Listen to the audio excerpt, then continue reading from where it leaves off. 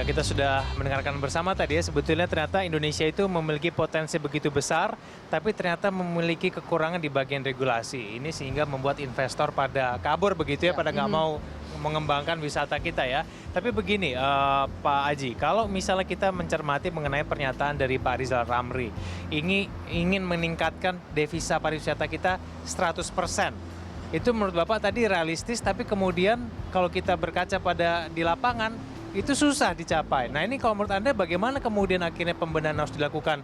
Menterinya aja udah giat, tapi kok di bawah-bawahnya masih ngaco Pak? Ini menterinya baru dan sedang giat-giatnya begitu ya. Gitu jadi ya. jangan sampai momentum yang sekarang lagi hype nih nanti bisa drop dengan sendirinya nih. Ya, jadi menurut saya gini, andaikan saja ada Pak Menteri bisa mengeluarkan peraturan yang langsung dilakukan. Ini kan kasusnya seperti dwelling time hampir sama. Ya. Jadi peraturannya mungkin bagus-bagus, tapi di lapangan ternyata dwelling timing untuk bisa materi aja susah. Sama dengan itu. Ini peraturan bagus di tingkat perpres misalnya kan memerintahkan, tapi pada faktanya kami sebagai pelaku yang mendatangkan kapal-kapal asing itu tetap tidak bisa 1 hari servis. Nah bisa nggak sekarang ada satu gebrakan Pak Menko menjadikan pilot project aja deh, pintu-pintu masuk yang memang sering dikunjungi kapal wisata asing ini dibuat satu atap perizinan. Jadi tidak usah pakai 1 bulan sebelumnya, tapi langsung begitu kapal masuk di situ diproses. Karena kalau bisa misalnya custom, bea cukai, kan sudah ada aturan. Tapi Mbok tidak usah pakai dokumen yang setebal dan bolak-balik. Ada namanya permohonan SK impor sementara sekarang lah. Kayak gitu Pak ya? Sekarang ada, jadi ada untuk bea cukai saja misalnya kapal mau masuk itu pertama agen harus menjamin sebagai jaminan penjamin tertulis memohon SK impor sementara. Setelah SK impor sementara nomornya dicatat, direferensi untuk mengajukan lagi permohonan jaminan selaku penjamin. Setelah permohonan jaminan baru dibuat lagi manifest. Manifest lalu dihitung nilai kapal itu berapa harganya dan seterusnya dalam CNF dan seterusnya gitu dalam US dollar. Kita itu aja sudah kita berdiskusi bolak-balik gitu kan, karena misalnya kita menurutnya taksiran sekian, padahal ketentuannya tidak akan dikenakan bea masuk, tapi kenapa harus pakai mengisi dokumen yang begitu panjang? Pikiran dan itu saya, biasanya butuh waktu sampai berapa kalau lama, di bea Pak? cukai paling enggak kalau kita langsung di situ butuh waktu 4 hari, tapi peraturannya kan ada peraturan sebelumnya, yaitu semua kapal asing itu harus memohon izin yang namanya KAIT, yaitu Clearance Approval for Indonesian Territory. Yang tanda tangan di belangku itu ada tiga institusi. Satu Kemlu, di Kemlu paling nggak 2 hari. Kemudian di Mabes TNI, Security Clearance ya, paling nggak di sana 3-4 hari sampai seminggu. Kemudian habis itu ke Perhubungan Laut, dokumen itu berjalan pakai manual gitu. Di Perhubungan Laut kadang-kadang 3 sampai 7 hari. Baru setelah itu dapat, baru ngurus bea cukai. Di kantor setempat paling nggak 2-3 hari, baru clear. Jadi total berapa hari tuh Pak kalau misalnya orang... Kita sebagai agen paling berani mengatakan kepada kapal itu, Anda hanya bisa datang kalau Anda aplikasi sebulan sebelumnya. Kami bantu ngurus dulu, setelah itu baru dia bisa ngurus visa. Ya, mungkin itu bisa berlaku untuk misalnya ikut paket tur begitu ya. Tapi kan nggak semuanya orang yang akan berwisata itu selalu mengambil paket tur ya, seperti backpacker atau yang Bapak sebutkan tadi. Karena wisata bahari itu pada umumnya tidak ikut paket tur. Mereka ada yang menggunakan kapal sendiri, menukarkan kapal ya, kapal dari luar, tapi dia rombongan beberapa keluarga orang kaya nyewa satu kapal masuk ke Indonesia berkeliling. Nah, si pemilik kapal mereka itu yang ngurus izin dan mengercas biaya. Jadi tidak bisa kalau paket wisatawan yang menggunakan pesawat pakai tour operator. Kalau paket wisata yang ini pada umumnya tidak ada operatornya.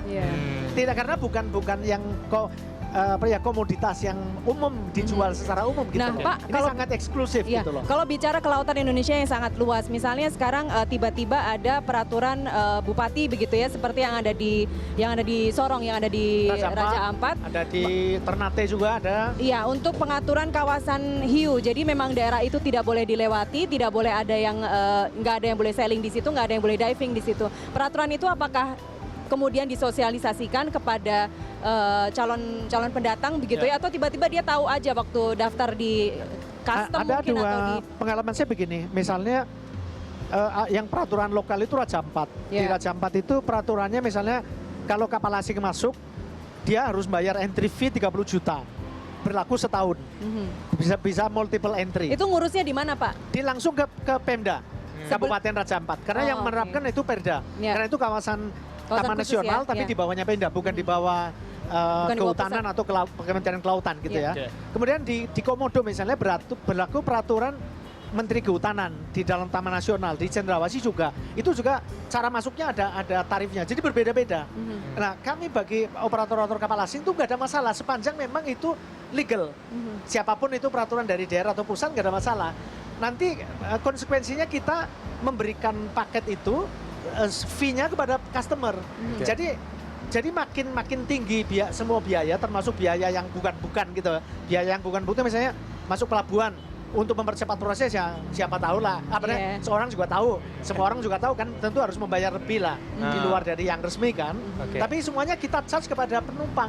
Nah nanti penumpang kan komplain, kenapa sih surcharge begini mahal banget? Indonesia Tapi ini kok terlalu praktek-praktek kayak mahal?" gitu tuh memang masih terjadi ya Pak ya? Maksudnya yang bukan-bukan itu korupsi masuk kantong diri itu tuh masih banyak Masih oknum. banyak. Kalau saya bilang bukan institusi tapi oknum lah ya. Oke. Oknum itu kalau di daerah kan makin remote makin tidak dikontrol oleh pusat sehingga makin freedom of maneuvernya lebih tinggi kan. Oke.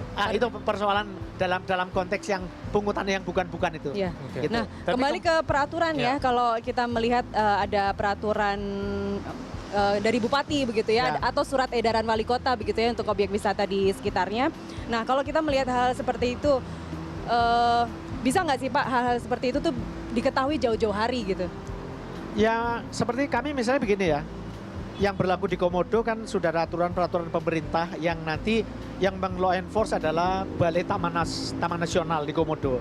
Ya kita sih bagi kita tidak mungkin mau melanggar, harus mematuhi karena kalau enggak kan risikonya reputasi operator yang membawa kapal, membawa turis asing itu akan hancur kan. Dari pelanggar. Jadi apapun aturan harus kita ikuti. Cuman sekarang kan harusnya pemerintah pusat mensinergikan aturan-aturan yang bersifat lokal itu supaya jangan ada semacam perbedaan atau disparitas harga yang begitu tinggi antara yang satu dengan yang lain.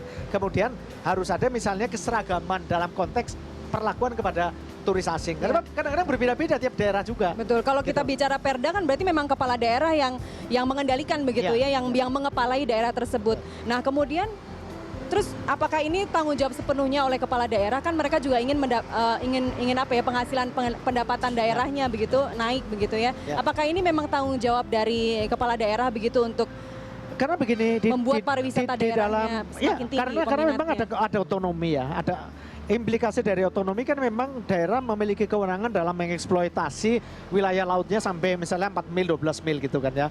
Sehingga mereka kemudian mengeluarkan perda di wilayah mereka. Kan sah-sah saja gitu. Tapi memang ada persepsi yang belum solid lah dalam konteks kewenangan di laut ini kan karena undang-undang artinya koordinasi antara daerah dan pusat begitu? Belum. Ya, memang itu kurang belum ada sinergi ya. Jadi memang perlu ada saya berpikir saya kan simpel sebenarnya kalau mau membangun pariwisata dengan aturan yang beragam lalu terlalu banyak masalah, apakah bisa dibentuk Pokja Nasional dulu yang di dalamnya itu tidak hanya pemerintah, tapi ada juga asosiasi operator daerah, jadi supaya satu kubu dulu lah menghadapi wisatawan asing supaya target dalam 1 tahun devisa 100% itu bisa tercapai. Saya optimis tercapai, tapi kalau misalnya hal-hal yang menjadi kendala selama ini tidak diselesaikan, ya tetap aja nggak mungkin karena itu jadi kendala. Jadi daya tarik potensi itu dianulir dengan adanya aturan dan ketidakjelasan gitu loh. Tapi bisa ya kalau misalnya kepala daerahnya itu lebih memperhatikan pariwisata, dia bisa saja membuat peraturan yang kemudian bisa memudahkan investor datang, meskipun itu mungkin sedikit kontraproduktif dengan peraturan dari pusat. Bisa saja kan sebetulnya bisa, Pak Haji? jadi saya pengalaman begini, ada daerah-daerah yang Pemdanya itu sangat proaktif dan memudahkan. Itu kunjungan wisatawannya lebih besar dan cepat sekali berkembang. Meskipun daerah itu jauh lebih jelek daripada daerah yang lain. Jadi ini masalah minat wisata itu kan orang kenyamanan, kemudahan. Keindahan tuh bisa menjadi prioritas kedua kalau kenyamanan dan keamanan di nomor 1 kan. Nah, sekarang bagaimana? Misalnya ada satu daerah yang merasa potensinya tidak bagus, tapi kemudian dia memperbaiki diri dalam satu tim, setiap kapal datang itu timbul kepuasan. Mereka testimoni semua di dalam internet itu luar biasa bahwa daerah ini saya suka datang karena itulah pentingnya dan peran pentingnya internet ya, sosial media di mana daerah bisa mempromosikan kebudayaan atau keindahan dunianya melalui sosial media. Kita lanjutkan dialog kita hari ini, pemirsa tetaplah bersama kami dalam Dialog Lunch Talk.